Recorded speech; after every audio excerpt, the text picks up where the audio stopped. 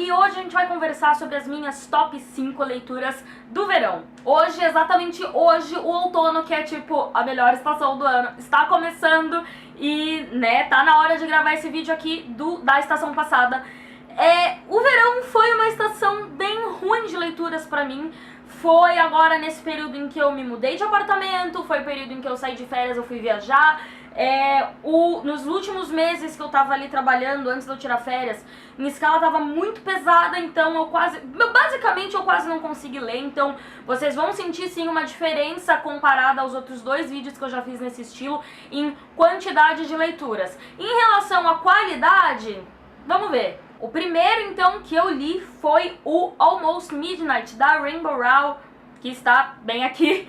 E ele ficou com 5 estrelas. Aqui é uma coletânea de 2 continhos aí da Rainbow, que são muito, muito fofos. No último conto eu me mijei de rir. Logo depois eu li The Forbidden Witch, da Jessica Curry, que ficou com 4 estrelas. One Dark Throne, da Kendare Blake, que ficou com 5 estrelas. Bone Season, da Samantha Shannon, ficou com 3 estrelas. A Traidora do Trono, da Owen Hamilton, 3 estrelas. An Ember in the Ashes, da Sabaa Tahir, ficou com 5 estrelas. Origem, do Dan Brown, 2 estrelas. As Mil Noites, da E.K. Johnston, 4 estrelas. Shadow Song, da S.J. Jones, 5 estrelas. The Bear and the Nightingale, da Catherine Arden, 3 estrelas. A Irmã da Pérola, da Lucinda Riley, 2 estrelas e meia, 3 estrelas. Indo então pro nosso top 5, eles não estão em nenhuma ordem particular de preferência, tá? São simplesmente os 5 livros que eu mais gostei de ler nesse período.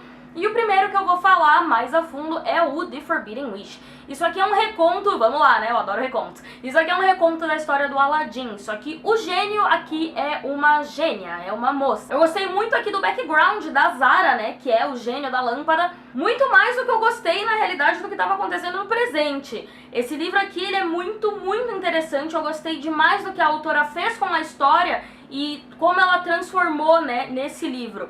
A única coisa que eu não gostei tanto foi que, tipo, obviamente, né, o Aladdin e a gênia ali, eles se apaixonam, só que eu não vi esse amor acontecer, e vocês sabem que eu sempre critico isso.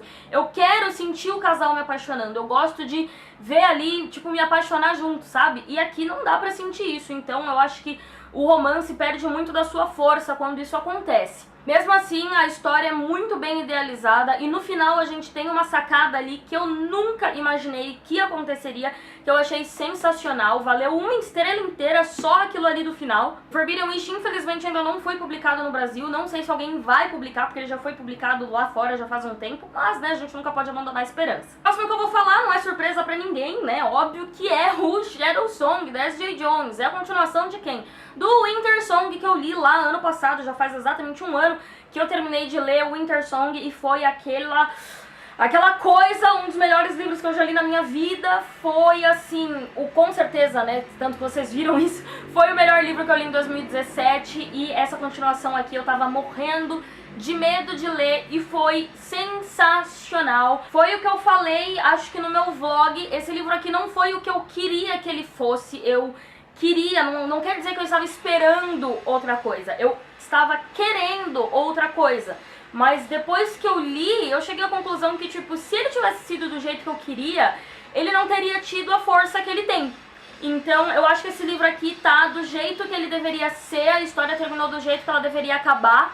A Intrínseca falou que ia publicar Shadow Song, aliás, Winter Song, mas nunca mais deram nenhum parecer. Vai saber, quem sabe eles publiquem. Se publicarem mesmo, você não tiver aí como ler inglês, sério, eu recomendo muito que vocês vão atrás, porque é uma puta de uma duologia. Claro que eu não consigo falar muito sobre a sinopse, na verdade eu não consigo falar quase nada da sinopse, sem estragar o final dos eventos, né, o final ali do primeiro livro, então só saibam que foi uma ótima continuação. E o próximo que eu vou falar é o An Ember in the Ashes, ou Uma Chama entre as Cinzas, como, né, já foi traduzido há um bom tempo. Aqui a gente acompanha aí esse território que faz parte ali de um império, e a gente tem 2 personagens, a gente acompanha 2 personagens. Uma é a Laia, ela faz parte do povo que foi conquistado por esse império, o povo que é tratado de forma muito cruel, eles são escravizados, eles perderam o acesso à literatura, ao aprendizado, eles não conseguem ler, enfim.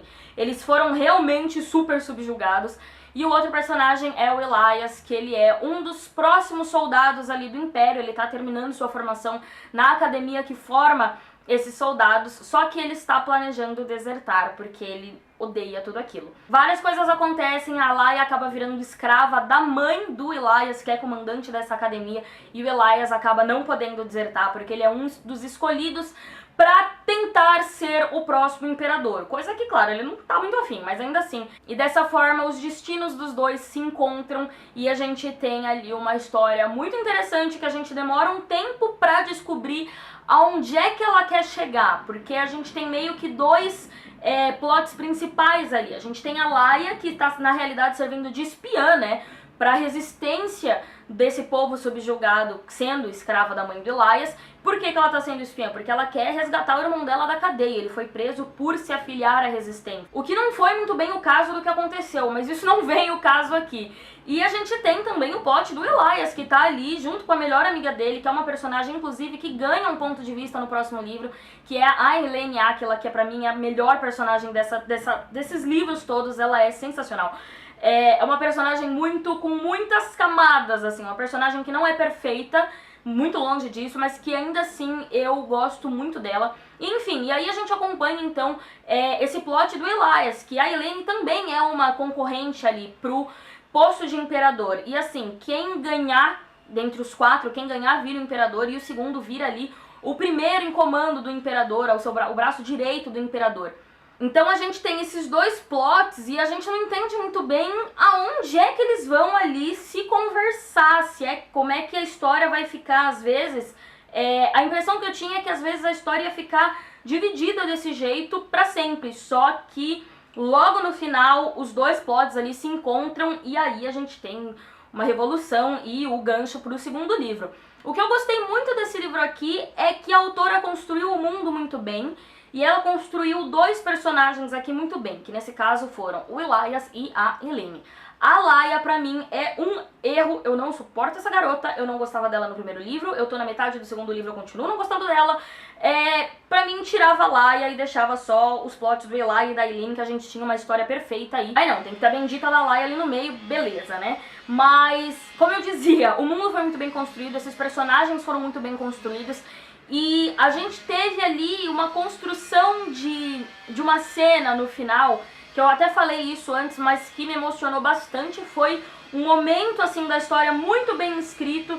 Eu sei que a experiência toda do livro foi muito bacana, foi aquela clássica fantasia YA, bem gostosa e mais séria, mais um pouco não tão adolescentona, não tão bobinha, ela é bem mais pesada, assim. Eu gostei muito disso nesse livro. Próximo que eu vou falar um pouco mais pra vocês é o As Mil Noites. Eu sei, eu estou devendo um vídeo comparando esse aqui com A Fúria Aurora. Eu vou gravar ele agora essa semana. Esse livro aqui é também, assim como A Fúria Aurora, um reconto das Mil e Uma Noites. Então a gente tem aqui uma personagem que mora ali num reino em que o rei se casa 1 milhão de vezes com 1 milhão de garotas e mata todas elas. E quando fica decidido, quando elas descobrem, ela e a irmã, enfim, a vila dela, descobrem que o rei tá indo pra lá pra pegar uma nova esposa, todo mundo sabe que a irmã dela vai ser escolhida, porque a irmã dela é muito mais bonita, muito mais charmosa, enfim. E ela dá um jeito de ir no lugar da irmã. Só que aqui nesse mundo existem deuses menores, são pessoas que fizeram algo de significativo em vida, que depois que morrem são cultuadas pelos parentes e amigos, enfim, e para pessoas próximas, né? E isso então faz com que elas garantam, assim, proteção, alguns desejos, que se tornem ali tipo um anjo da guarda daquele povo. Quando a nossa personagem, que não tem nome, né, a autora não dá nome aos bois aqui nesse livro, o que é muito interessante, eu falei mais a fundo disso no meu vídeo de leituras de fevereiro, que já foi ao ar. Mas quando essa personagem que não tem nome se oferece no lugar da irmã e vai meio que indo morrer pela irmã, a irmã, a mãe e todo mundo começa a cultuar ela como uma deusa menor antes mesmo dela morrer. E isso, somado ao fato, né, clássico ali da história que nunca acaba, do rei querer ouvir histórias, né, dessa esposa, isso faz com que ela não morra tão já, e ela acaba ali meio que se tornando um símbolo de sobrevivência e resistência num reino onde todo mundo já tá bem puto com o rei por ter matado metade de suas garotas. Esse livro aqui, ele tem uma escrita linda, ele tem uma escrita muito poética, você é levado ali pro meio daquela história de uma forma que você não tem controle. Parece muito aqui que a protagonista ela tá sentada na minha frente contando a história diretamente pra mim, porque eu não senti falta de nomes, parecia que eu simplesmente sabia quem eram todas aquelas pessoas. A história aqui é contada de uma forma muito, muito boa. É justamente aquele ótimo exemplo de como se contar uma história, sabe? Então ainda que seja um tema ali que eu já li outro livro, né, com outro reconto da história original, foi um livro muito original, foi uma leitura muito diferente, valeu muito a pena ter lido. E o último livro que eu vou falar um pouco mais pra vocês é o One Dark Throne, que já foi traduzido, que é a continuação de Três Coroas Negras. Três Coroas Negras foi um livro muito interessante porque, ainda que tenha sido muito bom, eu gostei e tudo mais, tanto que peguei a continuação, eu sempre falo isso, ele vendia uma coisa, e a gente passou o livro inteiro esperando por essa coisa. Quando chegou a coisa, o livro acabou. Então, eu tava com medo que isso fosse se repetir aqui. Que o livro inteiro fosse ser uma preparação pra algo que só fosse acontecer lá na frente de novo. Então eu fui um pouco com o pé atrás, mas isso não acontece aqui. O livro inteiro é o que a gente se preparou para no primeiro livro. E muita coisa aconteceu aqui que me fez mudar de opinião a respeito de literalmente todo mundo. Quando chega aqui o final do livro, né, a última parte do livro, tanta coisa começa a acontecer que eu não esperava e que eu fiquei tão surpresa. A gente tem um plot twist aqui referente a uma das irmãs que o meu queixo foi pro chão e acho que tá no chão até agora, porque foi uma coisa que eu realmente não esperava. Foi quase um plot twist igual ao do finalzinho da última página do primeiro livro. Foi quase isso. Eu acho que no final de cada livro aqui a gente vai descobrir uma coisa absurda sobre alguma das irmãs, porque tá nesse nível. Então foi uma continuação muito boa. E o melhor, eu não esperava que fosse ser tão boa. Eu não esperava que eu fosse dar 5 estrelas pra esse livro, porque essa é a melhor parte, né? Quando a gente é super surpreendido por um livro. E foi exatamente o que aconteceu aqui. Se você leu Três Coroas Negras e tá, assim, em dúvida entre continuar com o quarteto, né, porque vão ser 4 livros, eu super recomendo que você dê aí uma segunda chance e tente se aventurar nesse aqui, porque valeu muito a pena. Eu tava com um pouco de dúvida de ler esse, tanto que eu enrolei muito pra ler. Ele foi lançado, se não me engano, mais ou menos em agosto, setembro do ano passado lá fora, e eu só fui ler agora, começo de 2018. Mas valeu a pena mesmo, cara. Então eu não tenho mais nem dúvidas em continuar a série, eu tenho certeza que eu quero continuar. E foram esses, então, todos os livros que eu li agora na estação que passou e os 5 melhores. Falem pra mim nos comentários quais foram as melhores leituras de vocês, que eu quero saber. Se quiserem falar as piores também, podem falar. Se você ainda não é inscrito no canal, seja bem-vindo, espero que você se inscreva. Não esqueça de dar seu like no vídeo. Muito obrigada por assistirem, vejo vocês no próximo. Beijo e tchau!